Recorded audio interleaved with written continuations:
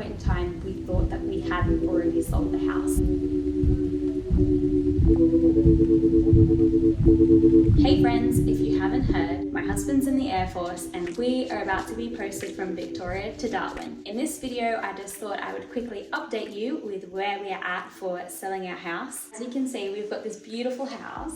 I'm hoping to make some videos soon that I can share with you to show you all the inside and everything. But we bought this house a year ago. So we posted down here 2 years ago. For the first year, we rented a house, and the whole time we were renting, we were just on realestate.com looking up houses in the area and watching 3Beds renovations on YouTube and getting all this inspiration. And we were so excited when this house came up in such a good location at a really great price and with lots of potential for us to make some changes and make it our own, and also hopefully increase the price of the home so that eventually we could either borrow against it or sell it for more, which is what we're currently doing. We were thinking that we were going to be here for a few more years, but unfortunately we found out the day after we had my son that we were being posted to Darwin because Nick has got a promotion, which is really awesome, but also we were not expecting to be moving just yet. So usually you would find out around May, where you would be posting at the end of the year and you would have, over half a year to prepare, whereas we found out and we had 3 months notice that we were leaving. And we've got this house that we had not quite finished renovating, and we weren't sure if we should rent it out or if we should sell it. And our house also has a pool. And we just thought having renters, it would be a lot to ask for them to maintain the pool because it does take a lot of time and effort. It also costs a lot of money for all of the chemicals that go into sustaining the pool.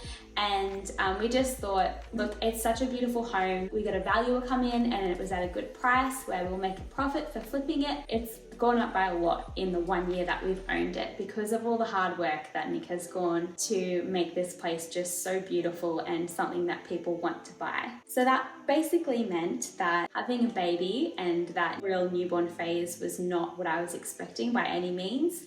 I definitely spent times awake at night just imagining what next year will be like, living at the complete opposite end of the country and just trying to work things out in my mind. And also definitely I think a moment of grieving because we had been hoping for this time to spend together as a family, that Nick would be on paternity leave, I'd be on maternity leave, and we'd just get this like little newborn bubble experience that we had when we had our daughter Alira. But that did not happen. Because Nick had to spend all of his time off work either landscaping or renovating and finishing this house to get it ready for sale as quick as possible. And I definitely, like I said, I was grieving and I was really upset, felt frustrated. I was like, God, why did this have to happen now? Like, I am so exhausted from being pregnant this whole year and just being so sick. I finally had this beautiful baby. My husband's been working really hard all year and he finally has this time off, and now I'm inside with the kids and he's outside building a shed. Like, why? Why did this have to happen now?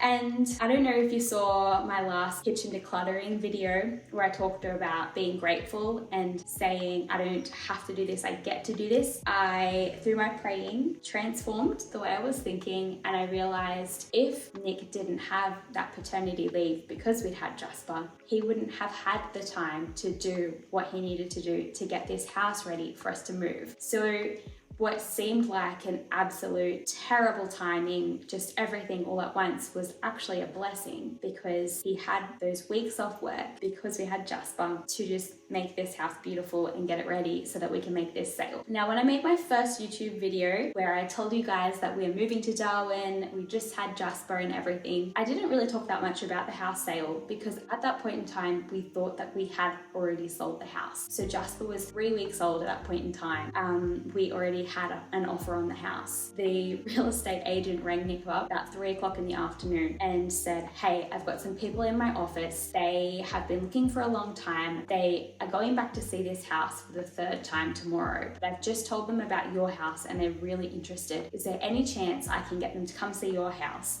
before I take them back to this other property? And Nick was like, yeah, definitely, we'll get the house ready by then. So he rings me up because he was outside working and I was inside with the kids. And he said, we've got the real estate coming tomorrow. We need to get the house ready, which I was already feeling exhausted for having like, what, a 2.5-week-old baby.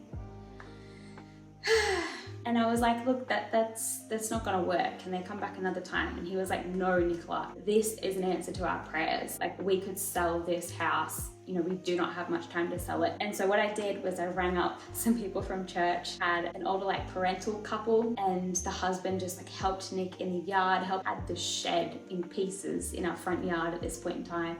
So helped relocate that to out the back, these huge pieces of metal. And I had another friend come over as well. And so they helped with Alira and Jasper, and just, it was crazy. And by the end of that night, I had this book on my bedside table, Find Your People, which I also talked about in another video. And I looked down at that book and I thought, I have found my people. I've found people that I can call at a moment's notice that would drop everything and come and help us so that we can sell our house. Because earlier in the year, I was so sick in bed, and I was looking after Alira on my own, and Nick was away for work, and I just had this awful feeling like I don't know who to call, and it was awful. And to look at the months between then and now, and to have this experience where something happened and we knew we needed help to achieve it, and that there were people that I could call that could come, was such an encouragement to me that God does provide the people that we need when we need them, and it can happen in a few short months. So we spent this whole night cleaning and everything. All of our furniture was in disarray because Nick had been painting the skirting boards in the house. So all the furniture was away from the walls. There was painting tape around everywhere. I don't know if you've ever renovated, but when you are renovating, the house looks like a schmozzle, not like a display home. And so we needed to get it from that to walk through and love our house so much that you want to pay us lots of money for it, basically. So they stayed till quite late and I ended up going to bed, and Nick stayed up till 4:30 a.m. finishing all the painting, getting the house ready. And the people came the next day and they loved it. They loved it so much, they put it in an offer straight away, and it seemed like an answer to prayer. It was not at the top end of what we were wanting, it was in the middle of our range. And usually if someone gives an offer on your house, you would give a rebuttal. We had an experience where we were purchasing the property that the people that we bought it from weren't entirely happy with the price that we got it for. I mean, they accepted the offer. So they accepted it, they signed all the papers that they were happy to give it to us. It was also because the real estate agent said, please take this offer. I will actually reduce the cut that I get from the sale of this house if you accept this offer, because it had been on the market for a while. And we just didn't really like that feeling of feeling like, you know, we got this great deal and that they were disappointed. And so we didn't ask for a high price. We just went, yep, let's bless this family. We knew a little bit of their situation and we were like, we're happy to give it to them for this price. And it also means that the sale is done.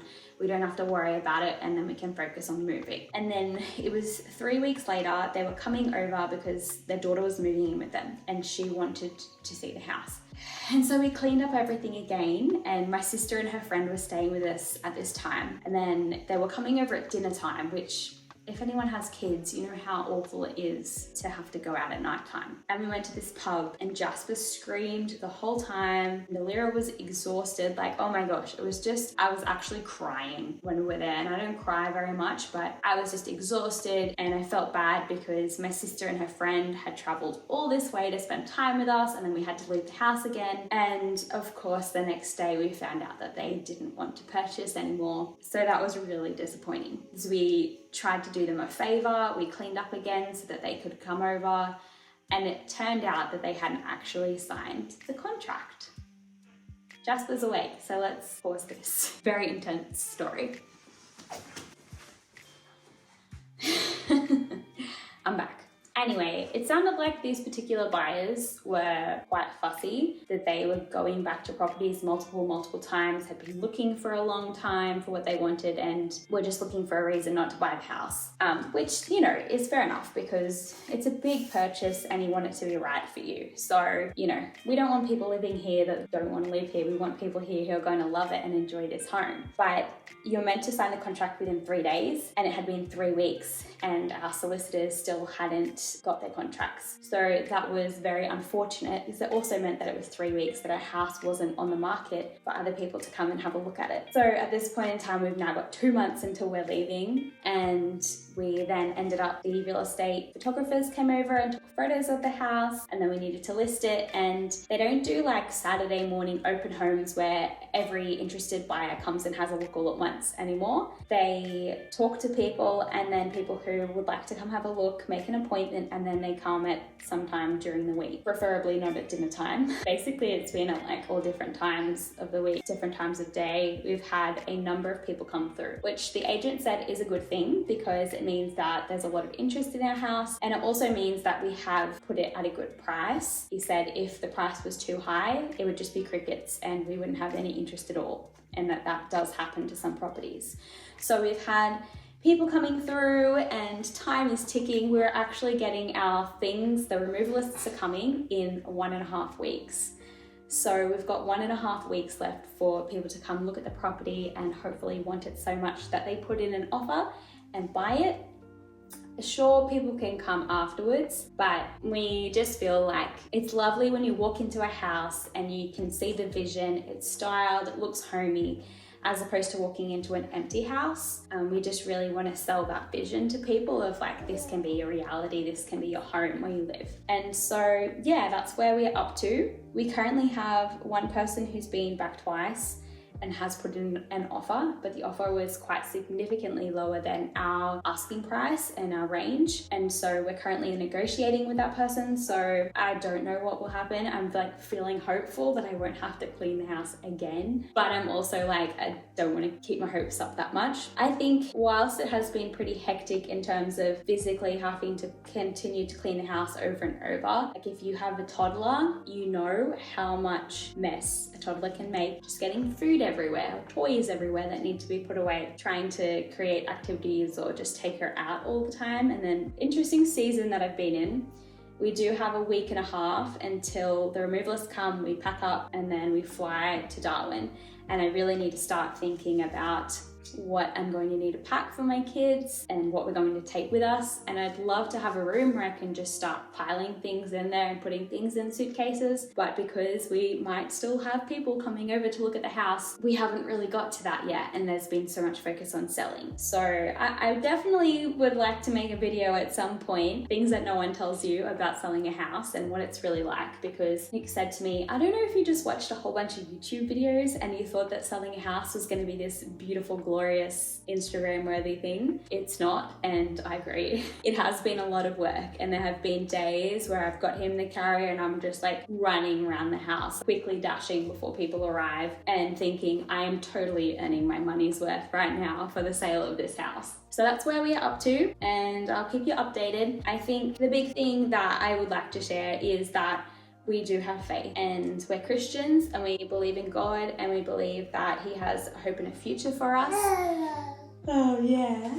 Plans to prosper us and not to harm us, as the Bible says. And while we cannot see it ourselves how it will turn out, we have faith that it will, and we know that God only has good for us. And we just think about the way that God put all the pieces in place for us to get this house in the first place. Like, I was working a casual job. Who gives a loan to someone who doesn't even have like contract work? It literally didn't make sense, and yet we got this house and all of the things were put in place on our own, on paper. It didn't make sense. So we're like, God wouldn't give us this house just to set us back or to make make it a financial burden for us. And even if we don't sell it before we leave like we would like to, there'll be a reason for that, because what he has and his plan for us is better. And so I think that that has really taken a lot of the stress and anxiety out of this unknown experience and the like pushing time pressure that we have on it. You know, of course we feel stress, and of course we have been, you know, really busy trying to do the best that we can with excellence. But